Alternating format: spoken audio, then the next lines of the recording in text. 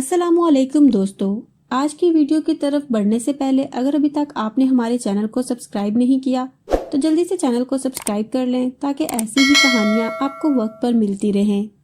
मैं इन दिनों मैट्रिक की तालबा थी और पढ़ने का बेहद शौक था, इसलिए सहेलियाँ कम बनाती थी। नायला मेरी वाहिद दोस्त थी। वो मेरी क्लास फेलो भी थी और उसका घर हमारे घर से नज़दीक ही था। मैं कभी कभार उसके यहाँ चली जाया करती थी। नायला का एक भाई था जिसका नाम शाहिद था। मैं जब भी उनके घर जाती वो मुझे हसरत भरी नज़रों से देखता। उसका चेहरा बड़ा मासूम नज़र आता था, शायद इसलिए वो मुझे अच्छा लगने लगा। हम दोनों बात करना चाहते थे लेकिन मौका न मिलता था। एक दिन मैं नायला के घर गई तो उसके वालिद काम पर गए हुए थे, जबकि वो खुद अपनी अम्मी के हमरा बाजार गई थी। शाहिद घर पर अकेला ही था। यूं हमें एक दूसरे से बात करने का मौका मिल गया। अभी हम इधर उधर की बातें कर रहे थे कि उसकी बहन और वालदा आ गई। दरवाज़ा खुला था और हम बाहर बैठे बातें कर रहे थे, लिहाजा उन्होंने कुछ महसूस नहीं किया। हमारे इम्तिहान करीब आ रहे थे। मैंने कहा, नायला तुम्हारी तैयारी कैसी जा रही है? वो बोली, कुछ ज़्यादा अच्छी नहीं, फिक्र मत करो, हम इकट्ठे तैयारी कर लेंगे। मैं रोज़ शाम को आ जाया करूँगी। वो बोली, बहुत खूब, ये बहुत अच्छा रहेगा। अगले रोज़ अम्मी से इजाज़त ली और पर्चों की तैयारी का बहाना करके मैं नायला के घर गई। यूँ रोज़ पढ़ने का कहकर आ जाती। दर हकीकत मैं शाहिद से मिलने की खातिर यहाँ आती थी। ताहम नायला और आंटी की मौजूदगी में बहुत कम उससे बात करने का मौका मिलता था। जब खुलकर बात ना हो पाती तो हम दोनों दिल महसूस कर रह जाते थे। दिल में घुटन रहने लगती। ये घुटन शाहिद को भी महसूस होती थी। उसने कई बार कहा कि हम किसी होटल में चाय पिए, कुछ बातें हों, मगर मैं टाल जाती क्योंकि घर का माहौल इस बात की इजाज़त ना देता था। अब्बू बहुत सख्त मिजाज थे। अब्बू ने मंशियात फरोशी की वजह से खासी दौलत इकट्ठी कर ली थी। ऐसे धंधों में गुंडा अनासर से भी वास्ता रहता था। वालिद साहब बज़ाहिर शरीफ और सफ़ेद पोश थे, लेकिन उनका ताल्लुक गलत किस्म के लोगों से था। जाहिर है कि जिस आदमी का ताल्लुक गलत किस्म के लोगों से हो वो खुद भी सही तो ना होगा। वालिद साहब के अक्सर दोस्त गुंडा किस्म के होते थे और कुछ लोगों को उन्होंने बाकायदा पाल रखा था ताकि बुरे वक्त में काम आए। एक गुंडे ने उनकी खातिर 5 साल जेल भी काटी थी। उसका नाम रफ़ीक था, जिसे सब फीका कहते थे। ये एक पुरजोश जवान था जिसको मेरे अब्बा बहुत अजीज रखते थे। वो अकेला था, अजीज़ो अकारब वालदैन का कुछ पता न था। ये अक्सर हमारे घर की निगरानी पर मामूर होता। मुझे उससे डर लगता था कि कहीं उसने मुझे शाहिद के साथ कभी होटल वगैरह जाते देख लिया तो मेरी खैर ना होगी। इन दिनों मैं शाहिद के ख्यालों में थी, लिहाजा तालीम से दिलचस्पी कम हो गई थी। नायला को भी शक हो गया कि बानो पढ़ने कम और शाहिद से मिलने ज़्यादा आती है। ताहम उसने मुझे कुछ कहा और ना अपनी माँ को, क्योंकि वो अपने भाई से बहुत मोहब्बत करती थी। इम्तिहान सर पर आ गए। मैंने पर्चे बहुत बेध्यानी से दिए क्योंकि मैं और शाहिद पर्चे के बाद एक बाग में चले जाते थे जो इम्तिहानी मरकज से नज़दीक ही था। शाहिद से मिलने की मुझे इस कदर जल्दी रहती कि मैं आधे घंटे में पर्चा करके आ जाती। इसी दौरान हमने 1-2 मरतबा होटल में चाय भी पी, मगर कभी बड़े होटल में जाने का इत्तफाक नहीं हुआ और मेरे पर्चे ख़त्म हो गए। पर्चे ख़त्म होते ही मैं घर में कैद होकर रह गई। शाहिद ने कई बार मुझसे मेरे घर पर मिलने की कोशिश की। वो नायला को हमारे घर साथ लेकर आया करता था। तब मैंने उसको मना कर दिया क्योंकि मुझको फ़िके से डर लगता था कि कहीं वो अब्बू से शिकायत ना कर दे।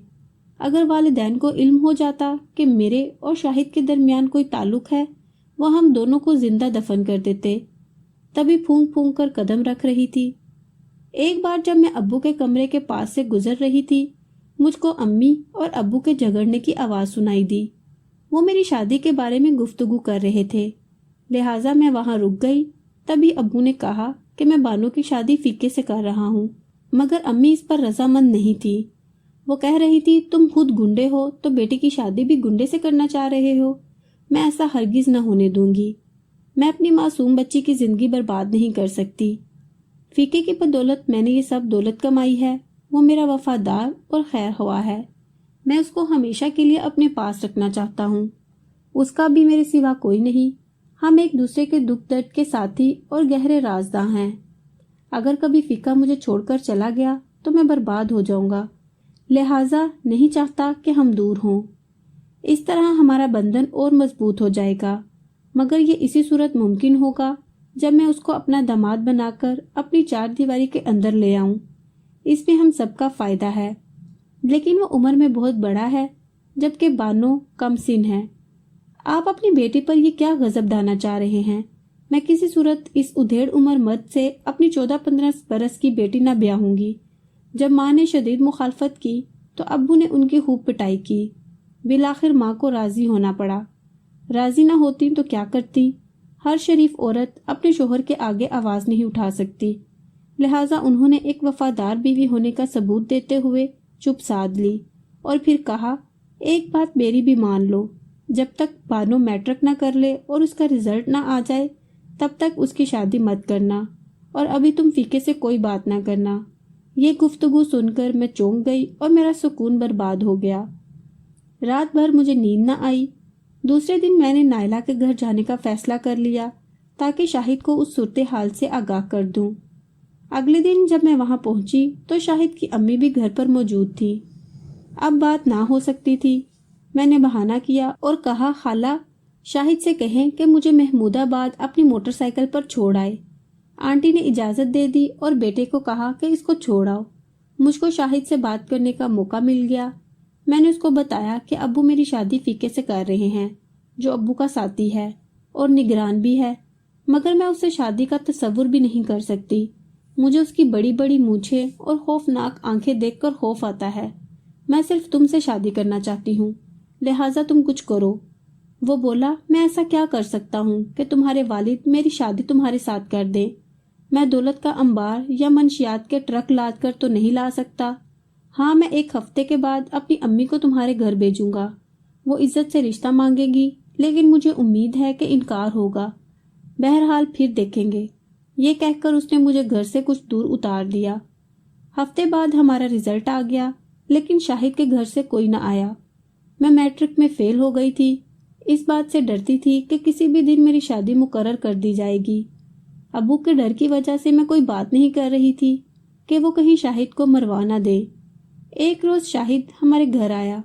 मैंने अम्मी से कहा कि नायला की तबीयत बहुत ख़राब है, उसका भाई आया है, अगर आप इजाज़त दें तो मैं उसके साथ उनके घर चली जाऊं।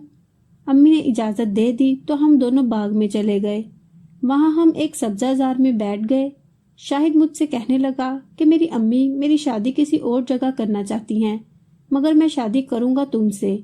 मैंने कहा, शाहिद, हम दोनों बाहम रजामंदी से शादी कहीं बाहर जाकर कर लेते हैं और किसी अच्छे शहर में जाकर रहने लगेंगे। कुछ सोचने के बाद वो गोया हुआ, हाँ, तुमको फीके से बचाने का बस यही एक रास्ता है।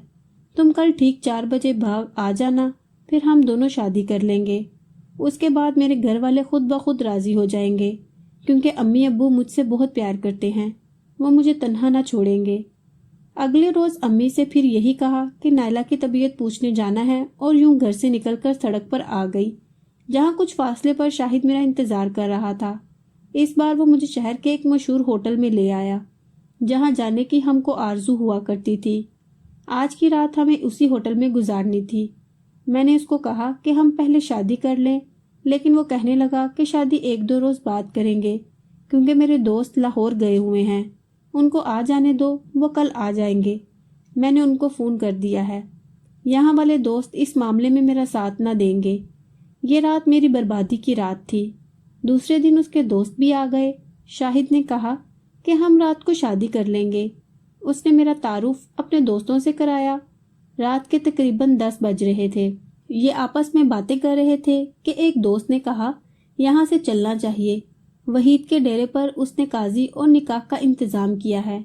ये मुझे लेकर होटल से नीचे आए और गाड़ी में बैठने का इशारा किया। उसी वक्त एक पुलिस की गाड़ी जो गश्त पर थी करीब आकर रुकी। शाहिद खौफजदा हो गया। उसके दोस्तों ने कहा कि तुम वापस ऊपर होटल जाओ, ताकि पुलिस तुमको गिरफ्तार ना कर सके, और हम बानो को लेकर जा रहे हैं। बाद में जब पुलिस वाले चले जाएं तो तुम भी वहीद के डेरे पर आ जाना। शाहिद होटल चला गया और ये लोग मुझे गाड़ी में बिठाकर साथ ले आए। ये मुझको अपने किसी ठिकाने पर ले आए थे जिसका शाहिद को इल्म ना था, और यूं मुझको उस रात मौका पाकर भेड़ियों ने घेर लिया। मैंने उनसे कहा कि अपने दोस्त की दोस्ती का तो कुछ ख्याल करो, मैं उसकी अमानत हूँ, उसने मुझसे शादी करनी है। शादी की बात पर वो कह के मारने लगे कि कैसी शादी, क्या तुम शादी के काबिल हो? इन इंसान नुमा दरिंदों ने मुझे सोने से मिट्टी बना दिया। सुबह होने से कुछ कबल वो मुझे मेरे घर के पास छोड़कर चले गए। सबसे पहले जिसने मुझे देखा वो फीका था। वो मेरे पास आया और पूछा कि तुम्हारा ये हाल किसने किया है। मैंने बताया कि जिन दरिंदों ने मेरा ऐसा हाल किया है मैं उनको नहीं जानती। मैं अपनी सहेली के घर उसकी खैरियत दरियाफ्त करने जा रही थी कि ये गुंडे रास्ते में मिल गए। उन्होंने मुझे ज़बरदस्ती उठाकर गाड़ी में डाल दिया और बेहोशी की दवा सूंघा दी। फिर मुझे नहीं पता कि क्या हुआ। सुबह मुंह अंधेरे वो मुझे फेंक कर चले गए हैं। फीका मुझे उठाकर बैठक में ले आया। 2 रोज से वालिद साहब कहीं बाहर गए हुए थे। उसने अम्मी को बुलवाकर मुझे उनके हवाले कर दिया। मेरी जिंदगी और मेरे ख्वाब इतनी जल्दी तबाह हो जाएंगे ये मैं सोच भी नहीं सकती थी। शायद माँ बाप की नाफरमानी करने वालों के साथ ऐसा ही होता है। अब खौफ वालिद साहब का था कि जब फीका उनको तमाम अहवाल बताएगा तो वो मुझे कत्ल कर डालेंगे। माँ 2 दिन से मेरी गुमशुदगी का राज दिल में दबाए मुझको चुपके चुपके तलाश कर रही थी। नफल पड़ रही थी कि खुदा करे मैं अपने बाप के आ जाने से पहले मिल जाऊं। मैं उनको मिली तो मगर सही सलामत नहीं। अम्मी ने फीके के आगे हाथ जोड़े कि तुम इस राज को मेरे शोहर को मत बताना, वरना जाने वो मेरी बच्ची से क्या बर्ताव करे। फीके ने यह दरख्वास्त मंजूर कर ली। मैं मैट्रिक पास न कर सकी। वालिद साहब ने फीके से मुझे ब्याहने का अहद दे दिया। फीके ने मेरे वालिद की दरख्वास्त को नहीं ठुकराया, हालांकि वो जानता था कि मैं शादी से कबल बर्बाद हो चुकी हूँ। मेरी शादी फीके से हो गई। जिस रोज़ मैं दुल्हन बनी मुझको शाहिद की याद ने इस कदर रुलाया कि मेरी हिचकी बन गई। ऐसी दिल की हालत थी कि किसी से कुछ कह नहीं सकती थी और न इजहार कर सकती थी। जिस रोज़ मैं गायब हुई थी एक रात शाहिद भी घर से गायब रहा था। वो अगली रात घर आ गया जबकि उसके दोस्त मुझे अगवा करके ले गए। उसकी हालत से माँ ने अंदाज़ा कर लिया कि असल मामला क्या है, मगर उसके वालिदैन ने इस बात को दबाने की खातिर शाहिद को घर से न निकलने दिया। नायला और आंटी मेरी शादी में भी ना आई। फीके से शादी के वक्त मैंने सोचा था कि उससे बेहतर होता कि माँ बाप के घर में दाखिल होते ही उस रोज़ मुझे कत्ल कर देते, जिस दिन मेरी जिंदा लाश वो गुंडे बैठक के पास फेंक कर चले गए थे। फीके ने मुझे फूलों की तरह रखा और कभी कोई तकलीफ न होने दी। वो कहता था तुम्हारा कोई कसूर नहीं, काश तुम उनके नाम जानती या उनको पहचान सकती। मैं आज 2 बच्चों की माँ हूँ। अब्बू का इंतकाल हो चुका है और फीके ने उनका सारा कारोबार संभाला हुआ है। मैं आज भी उसको नापसंद करती हूँ, लेकिन जब उसकी नेकी याद आती है तो एहतराम करती हूँ कि वो मेरे 2 बच्चों का बाप भी है। वो लाख बुरा सही लेकिन इन भेड़ियों से अच्छा है जिन्होंने शादी से पहले मेरी जवानी को बर्बाद किया था और मेरे बारे में सब कुछ जानते हुए भी मुझे दिल से कबूल किया और कभी कोई ताना नहीं दिया। दोस्तों, इस कहानी का मकसद किसी बुरे काम करने वाले को अच्छा इंसान कहना हरगिज नहीं। जो काम बुरा है वो बुरा ही है, लेकिन कम से कम फीका इन इंसान नुमा दरिंदों से अच्छा है, बल्कि बहुत अच्छा है। आप क्या कहते हैं इस बारे में कमेंट बॉक्स में ज़रूर बताएं।